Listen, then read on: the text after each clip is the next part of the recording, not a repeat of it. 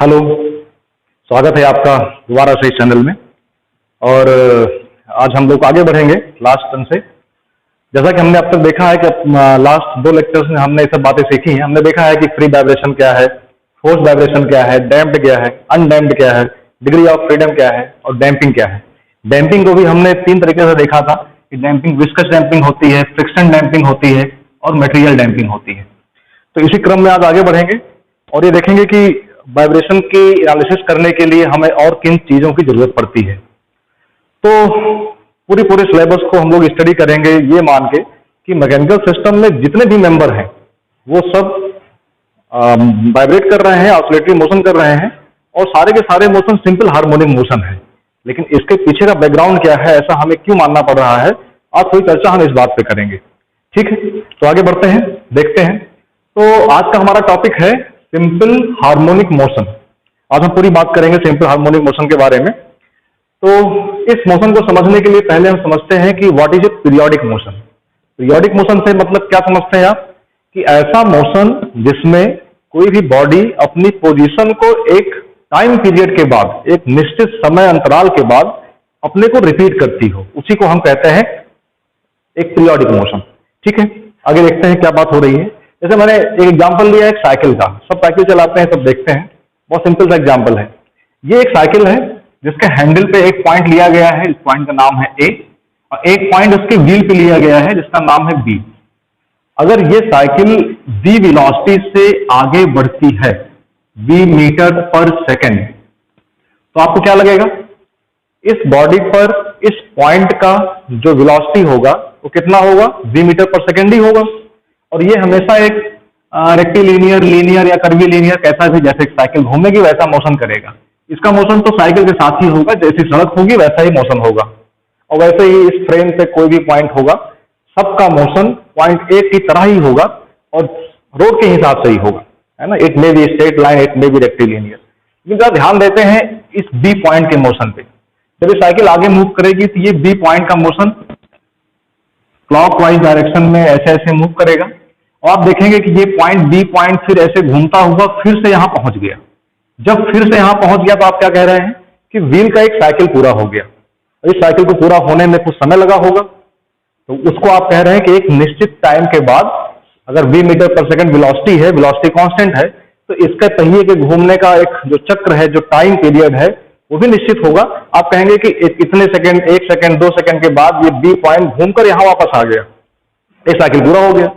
फिर आगे कहेंगे फिर ऐसे घूमेगा, एक साइकिल पूरा करेगा। तो आप देख रहे हैं कि ये बी पॉइंट का जो मोशन है, वैसे देखा जाए तो एंगुलर मोशन है, एंगुलर मोशन है। लेकिन एंगुलर मोशन में भी आपको दिख रहा है कि ये अपनी इसी पोजीशन को एक निश्चित टाइम पीरियड के बाद अचीव करता है। तो इस तरह के मोशन को आप क्या कहेंगे, पीरियोडिक मोशन। ए पॉइंट का मोशन पीरियोडिक नहीं है। हाँ, ये बात अलग है कि अगर साइकिल एक चौराहे पे ऐसे ऐसे घूम रही है तो उस पोजीशन में, उस टाइम पे आप देखेंगे कि ए पॉइंट घूमकर उसी पॉइंट पे फिर से वापस आ गया, तब आप कहेंगे कि ये एक पीरियोडिक मोशन है। साइकिल का मोशन में पीरियोडिक मोशन हो सकता है अगर वो किसी एक पॉइंट के अबाउट ऐसे ऐसे आपकी चल रही है। लेकिन यहां देखा जाए तो यहां क्या दिख रहा है कि इसका मोशन तो एंगुलर मोशन दिख रहा है, बट इसे हम कह सकते हैं कि ये एक पीरियोडिक मोशन है। ठीक है, एक छोटा सा एग्जांपल लिया, ऐसे बहुत सारे एग्जांपल हम देखते हैं। बहुत सारे एग्जांपल जैसे क्या देखते हैं, जैसे मान लेते हैं कि हमारे पास कोई एक पॉइंट है, ये तो हो गया।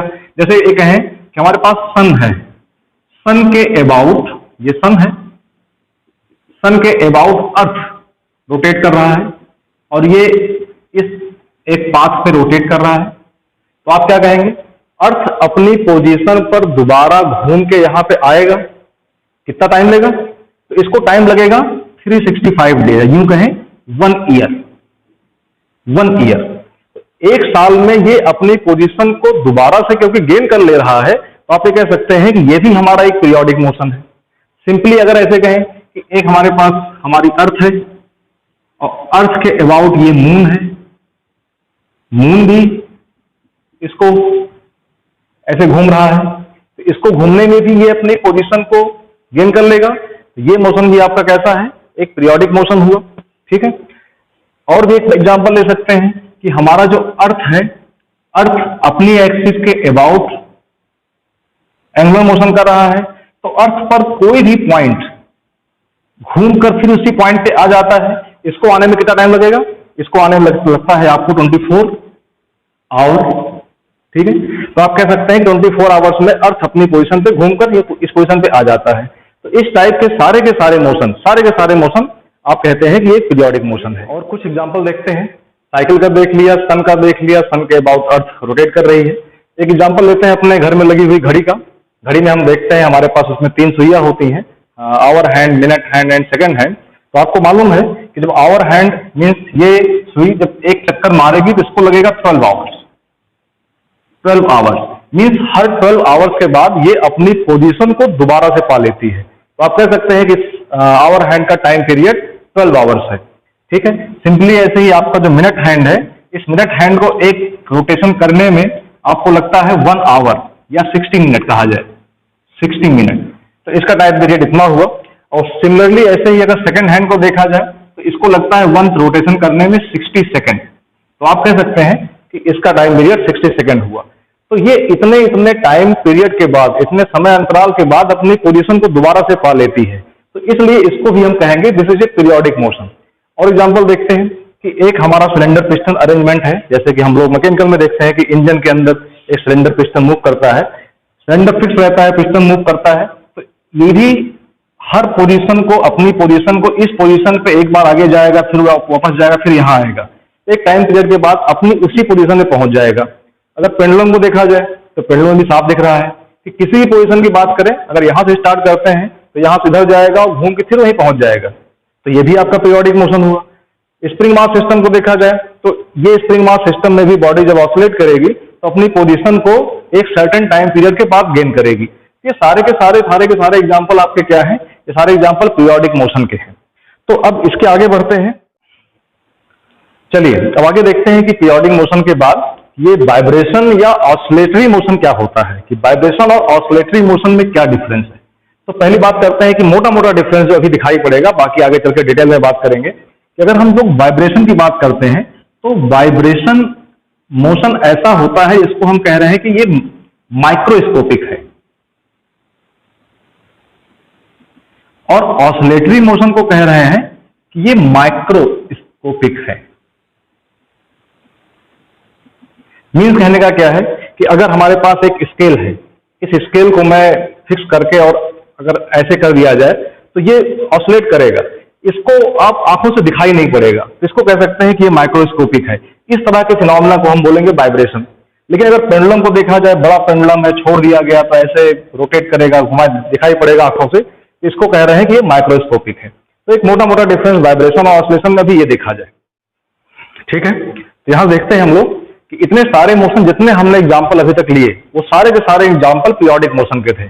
अब एक बात यहां समझना जरूरी हो गया है, ये पीरियोडिक मोशन या ऑसिलेटरी या वाइब्रेशन मोशन में डिफरेंस क्या है। तो एक बात तो समझ में आ गई थी कि वाइब्रेशन को कहते हैं जब वो माइक्रोस्कोपिक है, ऑसिलेशन आपका माइक्रोस्कोपिक है, आंखों से दिखाई पड़ेगा। एक बात और देखें, पीरियोडिक मोशन में क्या क्या चीजें होती हैं, किन किन चीजों की जरूरत है। सारे मोशन देख रहे हैं तो सब में एक निश्चित टाइम है, उस टाइम के बाद वो अपनी पोजीशन को दोबारा से पाता है। पेंडुलम में भी देखा आपने, घड़ी में देखा, घंटे की सुई, मिनट की सुई, सेकंड की सुई का टाइम पीरियड ये हुआ। ऐसे ही इसमें भी देखेंगे एक सेट टाइम होगा। सन और अर्थ के बारे में बात किया, वन आवर हुआ। एक्चुअली ये है क्या, these all are the time period, इसको हम टी से लिख रहे हैं। आप कह सकते हैं अर्थ का time period about the sun is 1 year. ठीक है, सिंपली इसका भी कैलकुलेट करके दिखा सकते हैं कि एक साइकिल में इसको कितना समय लगेगा। ठीक है, तो पीरियोडिक मोशन के लिए जो बहुत जरूरी चीज है वो क्या है, एक तो टाइम पीरियड होना चाहिए, टाइम पीरियड, तभी पीरियोडिक कहेंगे। और जब टाइम पीरियड होगा तो उससे कुछ फ्रीक्वेंसी भी होगी। What is frequency? फ्रीक्वेंसी का मतलब क्या हुआ कि एक सेकंड में वो कितनी साइकिल पूरी करता है। गाड़ी चल रही है, एक सेकंड में पहिया कितने साइकिल पूरी कर लिया। तो यहां पे एक बात होगी, फ्रीक्वेंसी होगा, जिसे आप कहेंगे फ्रीक्वेंसी। तो ऐसा कोई भी मोशन जिसमें टाइम पीरियड या फ्रीक्वेंसी हो उसको आप कहते हैं पीरियोडिक मोशन। ठीक है, टाइम पीरियड का यूनिट होता है सेकंड और फ्रीक्वेंसी का यूनिट होता है 1/सेकंड। आप कह सकते हैं कि time period is equal to 1/सेकंड। फ्रीक्वेंसी। चलिए अब बात करते हैं कि वाइब्रेशन या ऑसिलेशन किसे कहेंगे। ये तो होना जरूरी है, वाइब्रेशन हो या ऑसिलेशन हो, उसमें ये दो चीजें होना जरूरी है। अब तीसरी बात इसमें ऐड क्या होगी, इसमें ऐड क्या होगी कि इसमें भी टाइम पीरियड होगा, फ्रीक्वेंसी होगी, ये दो चीजें रहेंगी, बट प्लस और क्या होना चाहिए।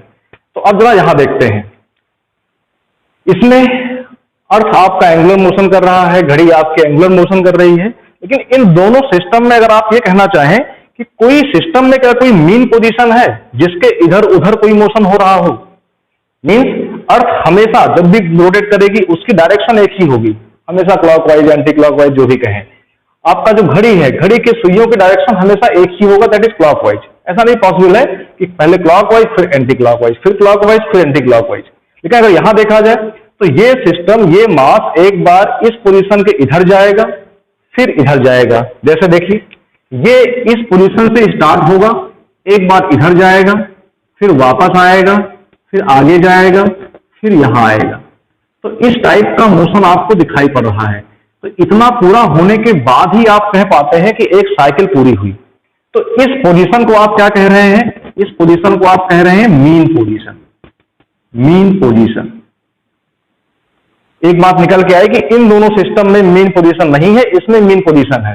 सिंपली इसमें देखा जाए, अभी रेस्ट में है तो ये इसकी लाइन हो गई, आपने थोड़ा सा डिस्प्लेसमेंट देके छोड़ दिया, अप डाउन करेगा, तो इसमें भी मोशन ऐसे ही होना है इधर से, तो इसको आप कहेंगे मीन पोजीशन। तो एक बात समझ में आ रही है कि ऑसिलेशन वही कह सकते हैं, ऑसिलेशन उसी को कह सकते हैं जब बॉडी किसी मीन पोजीशन के टू एंड फ्रो मूव करे। यहां पे टू एंड फ्रो मोशन नहीं है, ये पीरियोडिक हो सकता है, बट ये ऑसिलेटरी मोशन नहीं हो सकता। ऑसिलेटरी मोशन के लिए मीन पोजीशन चाहिए, यहां भी देखिए मीन पोजीशन चाहिए। और एग्जांपल ले लें, मान लीजिए किसी कढ़ाई में आप अगर छोटा सा एक कांच की बॉल डाल दें, कंचा जिसे आप खेलते थे, तो ये भी इसके अंदर इस टाइप से मूव करेगा। अगर रेस्ट में आएगा तो रेस्ट में कहां आएगा, यहां पे आएगा। इसको आप कहेंगे ये इसकी मीन पोजीशन है। तो यहां भी इसको कह सकते हैं ये ऑसिलेटरी मोशन है। Means oscillatory motion will be a periodic motion, but not every periodic motion will be oscillatory motion. तो these are the examples of oscillatory motion, these are the examples of periodic motion. तो यहां बात ये समझ में आई कि oscillatory motion किसे कहेंगे, जब जिसमें टाइम पीरियड हो, टाइम पीरियड यहां भी होगा, सब में होगा, फ्रीक्वेंसी हो, और प्लस उसके अलावा एक बात इसमें ऐड होनी चाहिए, दैट इज मीन पोजीशन। जब इतनी बातें हमारी पूरी हो जाएंगी तो आप कह सकते हैं कि ये अगर इतना पूरा होता है तो this is the example of vibratory motion और ऑसिलेटरी मोशन। ठीक है, आगे देखते हैं। आइए फिर आगे देखते हैं कि बात हो गई पीरियोडिक क्या है, ऑसिलेटरी क्या है।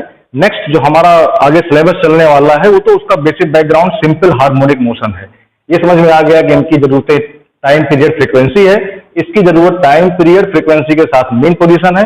अब सिंपल हार्मोनिक मोशन किसे कहेंगे, देखिए यहां ध्यान से कि पीरियोडिक मोशन का एक स्पेशल केस है वाइब्रेटरी मोशन या ऑसिलेटरी मोशन। वाइब्रेटरी मोशन या ऑसिलेटरी मोशन का एक स्पेशल केस है सिंपल हार्मोनिक मोशन। तो सिंपल हार्मोनिक मोशन की जो जरूरतें हैं वो टाइम पीरियड, फ्रीक्वेंसी और मीन पोजीशन तो रहनी ही रहनी है। इसके अलावा कुछ इसमें और ऐड होना है। अब वो ऐड क्या होना है कि जब कोई भी बॉडी किसी मीन पोजीशन के about to and fro motion कर रहा है उसे ऑसिलेटरी मोशन कह रहे हैं। लेकिन अगर वही बॉडी उस मीन पोजीशन के अबाउट एक स्ट्रेट लाइन मोशन करने लगे तो वहां आप कहते हैं कि ये मोशन सिंपल हार्मोनिक मोशन है। हाँ, ये बात आएगी मन में कि अभी ऐसा क्यों कहते हैं, इसको प्रूव करके आगे देखेंगे, इक्वेशन से देखेंगे कि सिंपल हार्मोनिक मोशन क्यों कहते हैं, उसकी और प्रॉपर्टीज क्या है। अगर वो प्रॉपर्टीज सिद्ध हो जाती है, प्रूफ हो जाती है, तो हम कहेंगे सिंपल हार्मोनिक मोशन है। अभी मोटे तौर पे ये माना जाए कि टाइम पीरियड हो, फ्रीक्वेंसी हो, मीन पोजीशन हो और मोशन स्ट्रेट लाइन पे हो। जैसे एग्जांपल के तौर पे अगर ये समझा जाए कि हम बचपन से पढ़ते आ रहे हैं कि एक स्प्रिंग मास सिस्टम का जो मोशन होता है ये मीन पोजीशन है और इस मीन पोजीशन के ऊपर और नीचे जाएगा, इसलिए इसको हम कहते हैं कि ये एसएचएम है। ठीक है, चिंता मत करिए, प्रूफ करेंगे कि क्या एसएचएम है, एसएचएम की प्रॉपर्टीज क्या है, मैथमेटिकली प्रूफ करेंगे इसको। ठीक है। अभी ये माने कि क्या क्या जरूरतें हैं, तो आप कह सकते हैं सिंपल हार्मोनिक मोशन किसको कहेंगे, अगर यहाँ पे टाइम पीरियड है, फ्रीक्वेंसी है एक बात, प्लस मीन पोजीशन होनी चाहिए, ये हुई दूसरी बात, और प्लस इसके अलावा स्ट्रेट लाइन मोशन होना चाहिए, तब आप कहेंगे कि ये आपका सिंपल हार्मोनिक मोशन है। बहुत सारे मन में कंफ्यूजन आ रहे होंगे कि यहां तो स्ट्रेट लाइन मोशन दिखाई पड़ रहा है, यहां तो समझ में आ रहा है, लेकिन ये जो पेंडुलम वाला केस है, इस पेंडुलम के केस में आपको कहां स्ट्रेट लाइन मोशन दिखाई पड़ रहा है, लेकिन इंटर में, हाई स्कूल में हमेशा आपने इसको भी एसएचएम ही कहा है। अभी देखेंगे, यहां एक क्वेश्चन मार्क लगा लेते हैं, ठीक है। एक एग्जांपल और लिया गया था कि अगर किसी एक कर्व में, एक कढ़ाई में आपने कोई एक बॉल डाल दिया है, तो ये भी इस मीन पोजीशन के about to and fro motion करेगा, बट ये सर्कुलर पाथ में दिखाई पड़ रहा है, तो ये एसएचएम है कि नहीं है, ठीक है। इस तरह की बातें अभी हम अगले लेक्चर में डिस्कस करेंगे और इसको देखेंगे कि स्ट्रेट लाइन मोशन यहां कहां दिखाई पड़ रहा है, ठीक है।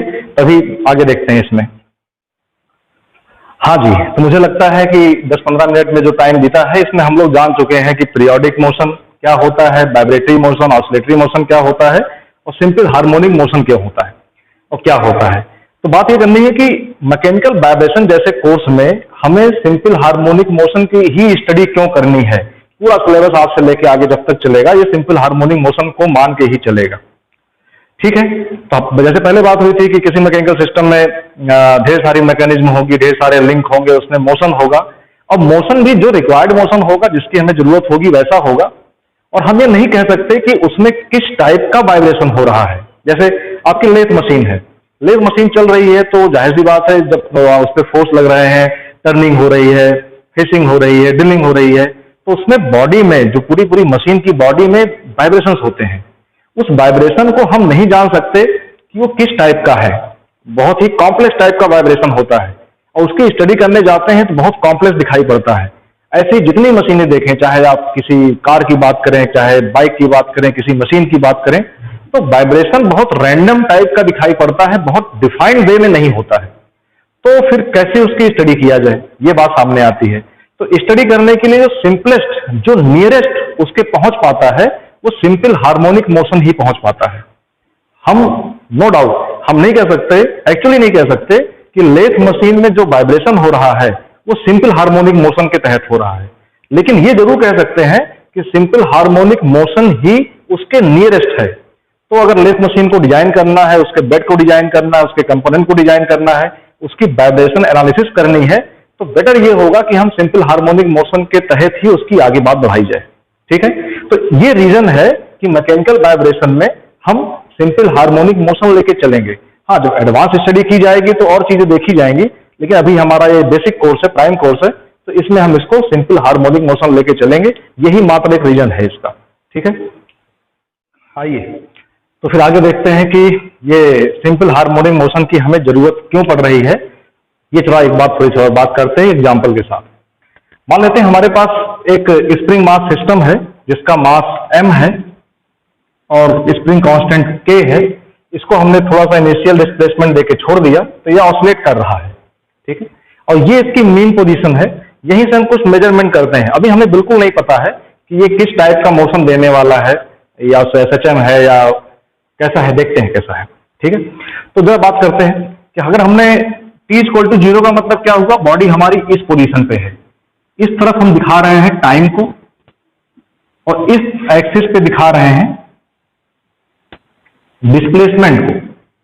डिस्प्लेसमेंट को, या x लिखिए या y लिख दें, y डिस्प्लेसमेंट, t टाइम।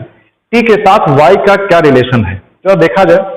जब t=0 है तो मास यहां पे है, मींस ये अपनी मीन पोजीशन पे है, और जब टाइम बढ़ेगा, एक साइकिल का मतलब क्या होता है, टाइम पीरियड मतलब एक साइकिल, कि जिस पोजीशन पे था वहां आ जाए, पहले ये मास ऊपर जाएगा, फिर यहां आएगा, फिर नीचे से ऊपर जाएगा। तो जब ये मोशन एक बार ऊपर गया, फिर यहां से लौट के यहां आया, फिर नीचे आया और ये हुआ, तो ये एक साइकिल मानी जाएगी।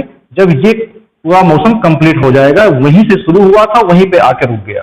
जब देखते हैं तो ठीक है, अगर इस पूरे टाइम पीरियड को हम कुछ हिस्सों में डिवाइड कर दें, देखिए जरा, टाइम यहाँ 0 है, यहाँ लिखा है t=t, मतलब पूरा एक साइकिल का टाइम दिया गया है। एक साइकिल होने का मतलब क्या है कि फिर से वहीं पहुंच गया। क्या समझते हैं इसको? हमने 4 इक्वल पार्ट में डिवाइड किया है, तो अगर t का हाफ करेंगे तो t/2 हो गया, t/2 का हाफ करेंगे तो आपका ये t/4 आ गया। ठीक है, जब देखा जाए इसको, ये इसको हमने हाफ कर रखा है यहां से। ठीक, ये बॉडी मूव कर रही है, जब ऊपर जाएगी, जब टाइम इक्वल टू t/4 होगा तो ये मास बिल्कुल टॉप पोजीशन पे होगा, उस वक्त इस मास की पोजीशन यहां होगी। ठीक है, यहां सिर्फ एक बात ये करनी है कि यहां से यहां जा रहा है, डिस्प्लेसमेंट 0 था और यहां पे डिस्प्लेसमेंट कितना हो गया? Maximum, that is y। 0 से y पहुंचने का जो चेंज हो रहा है डिस्प्लेसमेंट, जो rate of change of displacement है, ये क्या लीनियर है? ये अभी हमें नहीं पता है कि ये क्या ऐसे बिल्कुल स्ट्रेट लाइन से जा रहा है, या कोई पैराबोलिक पाथ कवर कर रहा है, या सर्कुलर पाथ कवर कर रहा है। अभी हमें इस पर कुछ बात नहीं पता है। इट मे बी कि ये लीनियर हो, इट मे बी कि ये सर्कुलर हो, ठीक है, इट मे बी कि ये सिंपल हार्मोनिक मोशन हो, ये चीजें हमें नहीं पता है। ठीक है, तो यही एक बात करने की हो सकता है, अगर हमें नहीं पता है कि एसएचएम चल रहा है तो हो सकता है इसी ग्राफ को हम कुछ इस टाइप से प्लॉट करें कि एक लीनियर तरीके से ये अप डाउन कर रहा है। यहां भी आप कह रहे हैं कि एक पीरियोडिक मोशन है, क्योंकि मीन पोजीशन के ऊपर नीचे है, तो आप कह सकते हैं ऑसिलेशन या वाइब्रेशन भी है। लेकिन सिंपल हार्मोनिक मोशन के लिए जो कर्व बनता है, क्योंकि सिंपल हार्मोनिक मोशन का हार्मोनिक कर्व किसे कहते हैं? साइन या कॉस को। आप हमेशा हार्मोनिक कर्व को दिखाने के लिए आप यूज करते हैं साइन या कॉस को। तो ये साइन या कॉस का कर्व तो नहीं है। ठीक है, तो इसलिए ये जो चेंज ऑफ डिस्प्लेसमेंट है, ये किस पाथ को फॉलो कर रहा है? इस पाथ को, ये जो पाथ है, इस पाथ के बारे में हमें स्टडी करना है। ये पाथ क्या होगा, तो अभी स्टडी करके देखेंगे कि ना तो लीनियर होगा ना सर्कुलर होगा, वो एसएचएम आएगा। एसएचएम क्यों आएगा? क्योंकि उसका जो फंक्शन आएगा वो फंक्शन साइन या कॉस के टर्म में होगा। अगर साइन और कॉस के टर्म में है और कुछ सर्टेन प्रॉपर्टीज को फॉलो करता है, हम कह सकते हैं कि वो सिंपल हार्मोनिक मोशन ही होगा।